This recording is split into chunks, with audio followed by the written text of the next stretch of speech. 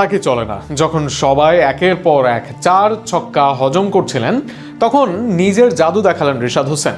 10ম ওভারে তার বলে ক্যাচ মিস করেন সাইফ, তবে একই ওভারে তিনি ফেরান এক ব্যাটারকে। শুধু তাই নয়, 2 বল পর অন্য 50 করা ব্যাটারকেও বোকা বানিয়ে ফেরান রিশাদ হোসেন। দুর্দান্ত বোলিংয়ে একই ম্যাচের গতিপথ চেঞ্জ করে দিয়েছেন টাইগার এই লেগ স্পিনার। দুর্দান্ত বোলিংয়ে বাংলাদেশকে জয়ের আশা দেখাচ্ছে রিশাদ হোসেন। কেননা যেভাবে নিউজিল্যান্ডের ব্যাটাররা একের পর এক 4-6-এর সাথে ডিল করছিলেন, তাতে এক বড় টার্গেটের দিকেই যাচ্ছিল কিউইরা।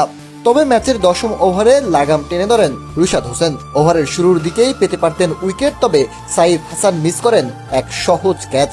তবে দমে যাননি রিশাদ হোসেন। দুর্দান্ত ব্যাটিং করতে থাকা ব্যাটসম্যান বেন ক্লেভারকে ফেরান তিনি। 50 করা ক্লেভারকে ফুল লেন্থের একটি বল স্টাম্পের লাইনে করেন রিশাদ। ব্যাটসম্যান ডেন ক্লেভার একটু ঝুঁকে রিভার্স শট খেলতে যান, তবে ঠিকমতো সংযোগ করতে পারেননি।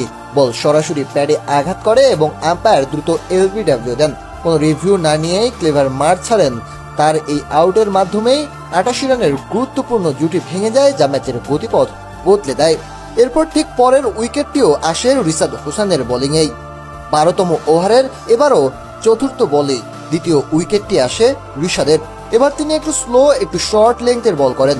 ব্যাটসম্যান কেটনি ক্লার্ক আক্রমণাত্মকভাবে খেলতে গিয়ে টাইমিং মিস করেন এবং বল ব্যাটারের স্প্লাইসে লেগে আকাশে উঠে যায়।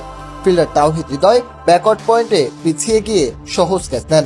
এর মাধ্যমে রিশাদ হোসেন পরপর 2 সেট ব্যাটসম্যানকে ফিরিয়ে দিয়ে ম্যাচে বাংলাদেশকে শক্ত অবস্থানে নিয়ে আসেন। যদিও 32 রানে 2 উইকেট পেয়েছেন রিশাদ হোসেন তার 4 ওভারের কোটায়, তবে এতেই তার এই স্পেলের মাহাত্ম্য বোঝা দেয়। কেননা দ্বিতীয় ওভারেই তাওহিদ হৃদয়ের দুর্দান্ত থ্রোতে একটি উইকেট পায় বাংলাদেশ। তবে এরপরই পরের 2 ব্যাটসম্যান যা করেছেন তা রীতিমতো ভীতিকর ছিল বাংলাদেশের জন্য। 88 রানের জুটি করে ফেলে তারা। 10 ওভার শেষ হওয়ার আগেই 99 রান তুলে নেয় এই জুটি। এরপরেই 9.4 ওভারে প্রথম উইকেট এনে দেন রিশাদ হোসেন। 50 করা বেন ক্লেভারের পর অন্য 50 করা ব্যাটসম্যান কেটনি ক্লার্ককে ফিরিয়ে বাংলাদেশকে আবারও লড়াইয়ে ফেরান রিশাদ হোসেন।